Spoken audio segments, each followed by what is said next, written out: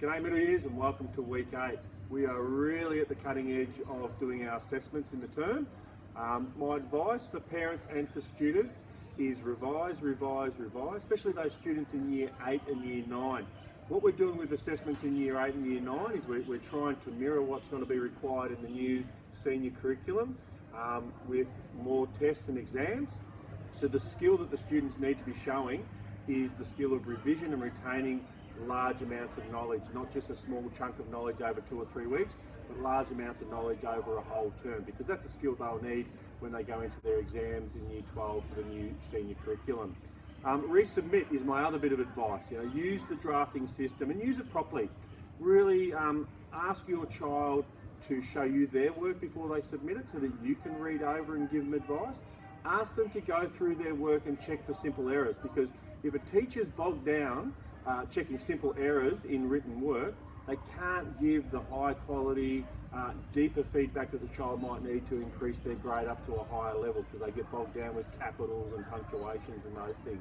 So my 2 tips are revise, don't leave it to the last minute, and keep on submitting your work in and use the drafting process. Another thing I want to talk about is just recently we have released the successful recipients of the sports and academic and arts scholarships. This is a really tough process, and I take my hat off to every child who submitted an application, particularly those children who are coming from other schools. It's pretty gutsy putting yourself forward for a scholarship at a school that you haven't been to yet.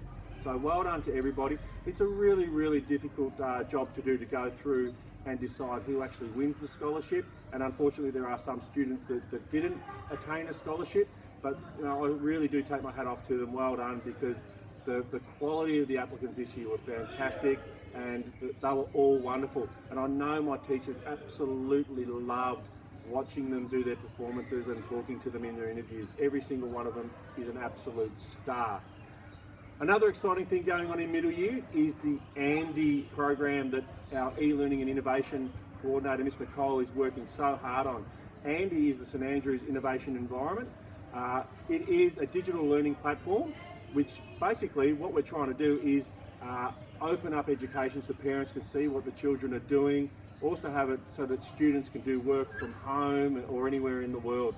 A few teachers have opened up this digital learning environment in their classroom. Have a chat to your child. If they're lucky enough to have one of the teachers that's working in this environment, get them to show you through Andy. It is amazing. It is 21st century technology, and really worth a look.